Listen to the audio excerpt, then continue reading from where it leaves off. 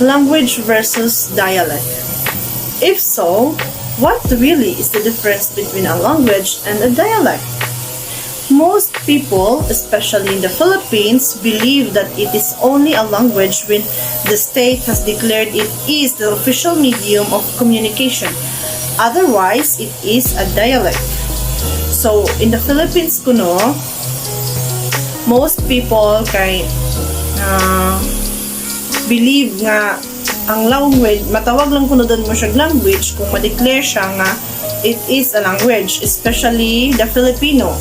Filipino is the language in the Philippines. The dialect, there is many examples or many dialects in the Philippines. Language plays the role of parent, and different dialects are stemming from it. So you see that language is a broader term and dialect comes under its shade. So, example is, na ako ang mama, din ako'y anak. So, ako ang language, ang akong anak is a dialect.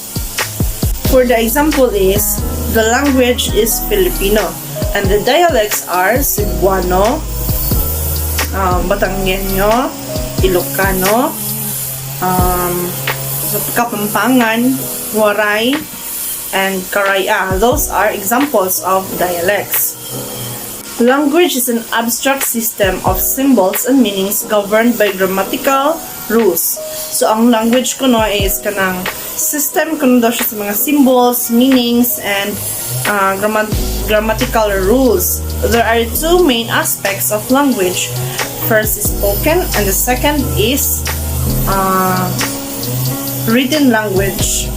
When orality is the primary aspect of language, since the function of writing and reading follows speaking and listening. So when we say orality,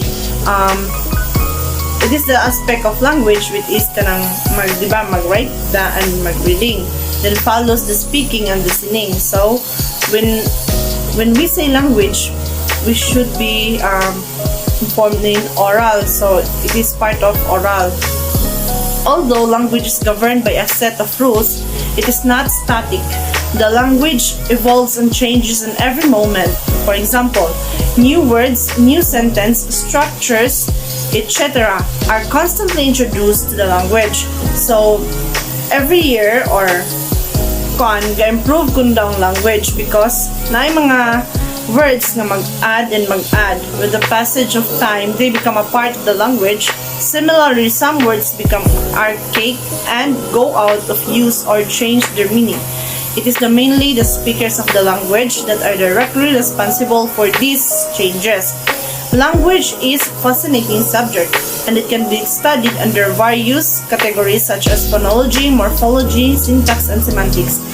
Ang language ga-evolve kuno daw siya and add.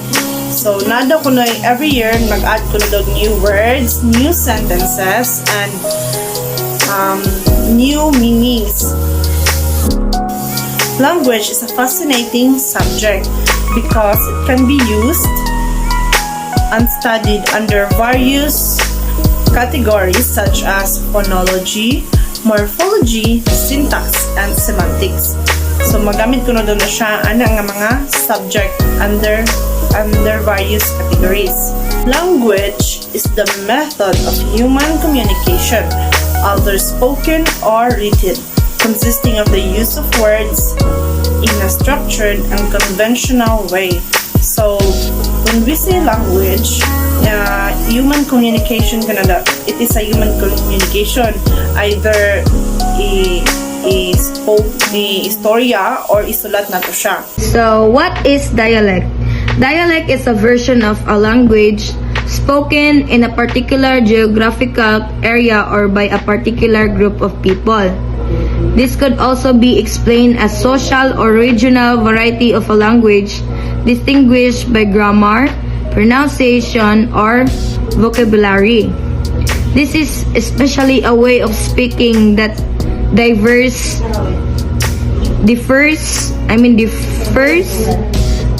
from the standard variety of a language. For example, Cantonese and Mandarin are often classified as dialect of Chinese. So, other example is here in Kibawe, our dialect here is Visayan. In Manila, Tagalog. In Ilocos Norte is Ilocano. But nagiubal nga lahi sila og mga dialect diri sa Pilipinas. So, in addition, there is no globally accepted standard to distinguish the difference between language and a dialect. One of the most common ways of identifying the difference is their mutual intelligibility.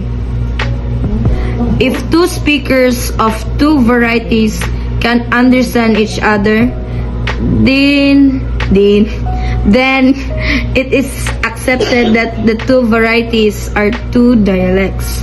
If not, they are considered to be two different languages. So, dialect can be classified into two categories, the standard and the non-standard. So, a standard dialect is a dialect that is approved and supported by the institutions.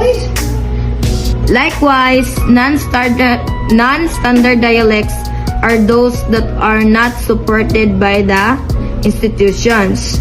For example, some dialect of English include American English, Indian English, and Australian English, and more. There are sub-dialects within this dialect as well. I hope you have learned my lecture about dialects. So, thank you for watching.